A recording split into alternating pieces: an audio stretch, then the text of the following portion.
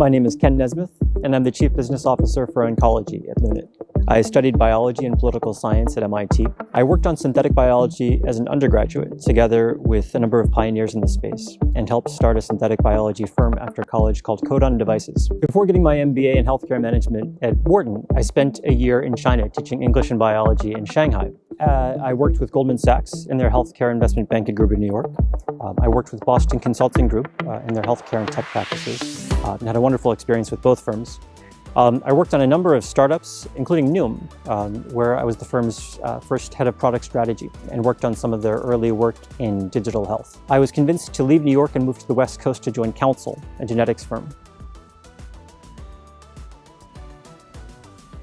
Now, as Counsel prepared for its sale to Myriad Genetics, we decided to set up Lexent as an independent, separate company. And so I founded Lexent Bio and raised venture capital to support the continued development of our work. And so over the last few years, we've been continuing to develop our technology at Lexent and partnering with wonderful researchers and biopharma companies and other ecosystem stakeholders like Illumina and more. We began to work with Foundation Medicine along the way. We had a long relationship with the company, and we quickly realized once we started working together that the right answer was for Lexent to be a part of the Foundation family. And so Foundation acquired Lexent a bit over a year ago and has been able to continue to develop our Lexent technology and bring it into their portfolio in a very nice way.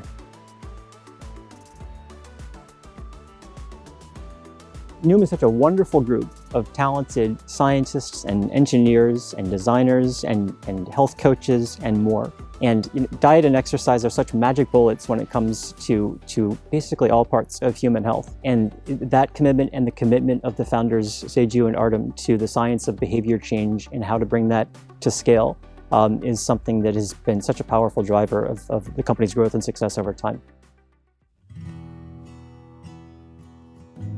I first connected with Lunit earlier this year via common connections of Brandon and quickly got to meet more of the team and learn more about the company's technology and progress over the years. I think one of the things that stood out to me from early conversations, from first meeting with Brandon and with talking more of the team along the way, was learning about and realizing the depth of their advances and accomplishments against some of the world's other leading research groups. And Lunit's accomplishments and performance in outcompeting in so many different settings was by itself remarkable.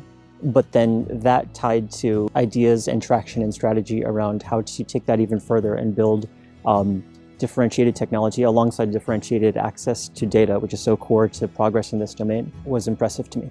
And so for me, learning about Lunit and the more than 200 folks working on the challenge and the impact and progress that the company had been making was something that I was thrilled to invest my own time and energy in helping to drive further.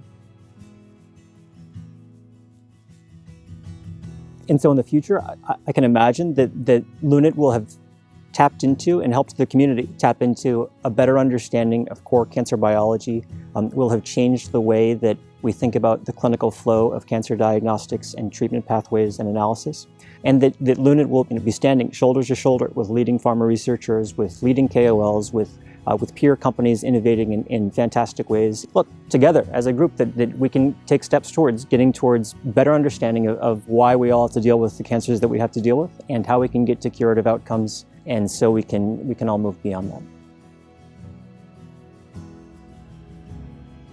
Yeah, the reality is cancer is such an unfortunate part of, frankly, all of our lives. It shouldn't have to be that way. We look back on so many diseases that folks have had to wrestle with over the years, and we don't think about them today. But today, cancer is the thing that kills our superheroes. Cancer is the worst villain in every movie. Cancer is the thing that is the bad news that frankly we all get at some point in some way. We should be able to get past that. We see the cusp of the invitation for that to happen when we see cancers that were stage 4 malignant with immunotherapies that are rightly matched to the right patient and the right cancer. The cancer is gone and life resumes as normal. But it's just too rare that's the right outcome. That's the outcome that we achieve. So we've got to fix that. We've got to do a better job of unlocking that for more patients and families and everyone involved. Lunit has a particularly sharp focus on questions about core parts of cancer data that are ripe for further analysis and should be a meaningful vein of progress in the years ahead. And so, I think the kinds of collaborations that we'll see from, for instance, Lunit and Gardant in this case. Those are the kinds of things that I think will help us move forward and better understand not only therapies that are available today, but therapies that are in development and therapies that haven't yet begun development. But together, those are the kinds of things that I'd like to see in the years ahead lead to all of us having the ability to think less about cancer at all.